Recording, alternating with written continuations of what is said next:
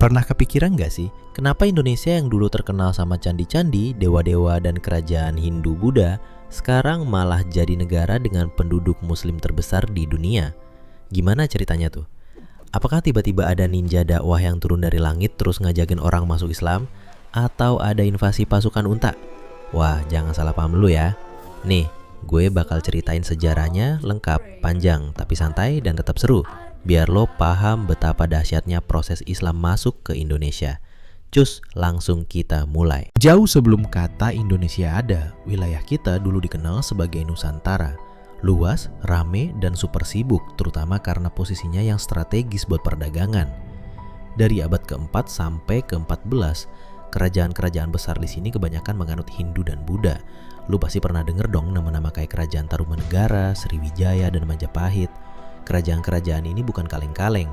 Sriwijaya misalnya itu kerajaan Buddha yang punya pengaruh besar sampai ke Thailand dan India Selatan. Sedangkan Majapahit itu udah kayak kerajaan Avengers-nya Nusantara. Tapi tunggu dulu, Islam belum masuk pada era ini. Jadi apa pemicunya nanti? Masuklah abad ke-7. Saat itu dunia perdagangan lagi rame-ramenya. Dan siapa yang datang? Yap, para pedagang dari Arab, Persia, Gujarat, atau India, bahkan Tiongkok. Mereka bukan cuma dagangin barang-barang mahal kayak rempah-rempah, kain, permata, tapi juga dagang ideologi. Maksudnya, mereka ngajarin Islam dengan cara yang santai. Gak ada paksaan, gak ada pedang, gak ada penjajahan. Mereka berdagang sambil ngobrol, akrab sama masyarakat lokal, bahkan banyak yang nikah sama warga setempat. Dan lo tahu nggak, Islam itu fleksibel, bisa masuk ke budaya lokal tanpa bentrok. Gak heran dong kalau diterima dengan baik. Nah, ini dia uniknya, Islam masuk ke Indonesia tuh bukan kayak kaget tiba-tiba azan, tapi pelan-pelan lewat budaya.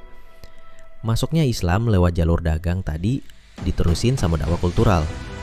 Cara ini tuh keren banget, karena mereka nyesuain sama kondisi lokal, nggak maksa. Salah satu contoh paling keren, Wali Songo. Mereka adalah 9 wali, ulama yang menyebarkan Islam di Pulau Jawa. Tapi bukan dengan teriak-teriak, melainkan lewat wayang, gamelan, tembang Jawa, sampai ritual selamatan. Gaya mereka tuh soft tapi nyantol.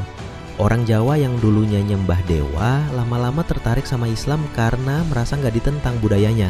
Islam masuk dengan mulus. Selain rakyat biasa, Para bangsawan dan penguasa lokal juga mulai banyak yang masuk Islam.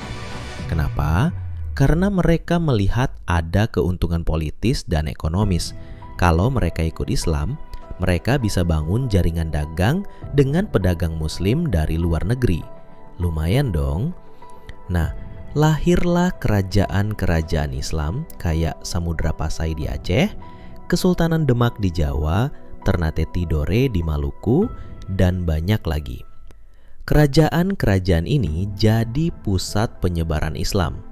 Mereka bikin masjid, pesantren, dan support penuh para ulama. Akhirnya makin banyak yang ikut masuk Islam. Lo mungkin mikir, kok bisa ya orang-orang ninggalin Hindu Buddha? Jawabannya bukan karena dibasmi, tapi karena proses alami dan bertahap. Banyak rakyat yang awalnya masih percaya sama kepercayaan lama, terus pelan-pelan mulai ikutan ajaran Islam. Ada juga yang sinkretis, alias yang purin dua kepercayaan dulu sambil transisi. Contohnya, masih percaya sama roh leluhur, tapi juga mulai salat dan puasa. Jadi gak ada drama besar. Islam masuk kayak air yang ngalir, pelan tapi pasti. Salah satu alasan kenapa Islam diterima luas adalah karena dia gak ngehapus budaya, tapi merangkul. Misalnya, tradisi kenduri syukuran tetap ada, tapi diberi sentuhan Islam. Upacara pernikahan adat tetap jalan, tapi mulai pakai doa-doa Islam. Smooth banget. Bahkan sampai sekarang pun, lo bisa lihat tradisi Jawa, Sunda, Bugis, dan daerah lain yang masih kuat, tapi udah nyatu sama nilai-nilai Islam. Ini bukti betapa lenturnya dakwah Islam di Nusantara. Islam juga makin kuat karena peran pendidikan. Masuklah era pesantren. Di pesantren, anak-anak diajarin baca tulis, ilmu agama, sampai keterampilan hidup. Jadi, Islam bukan cuma jadi identitas, tapi jadi gaya hidup dan fondasi moral. Bahkan banyak tokoh nasional lahir dari dunia pesantren. Jadi bukan cuma tempat belajar agama doang, tapi juga pusat pemikiran dan perjuangan bangsa. Nggak cuma di Jawa loh bro. Islam juga nyebar ke Sumatera, Kalimantan, Sulawesi, sampai ke Papua. Di Sumatera ada Aceh yang disebut-sebut sebagai Serambi Mekah. Di Kalimantan ada Kesultanan Banjar. Di Sulawesi ada Goa Talo. Mereka semua punya peran masing-masing dalam penyebaran Islam. Dan semuanya lewat proses damai dan adaptif.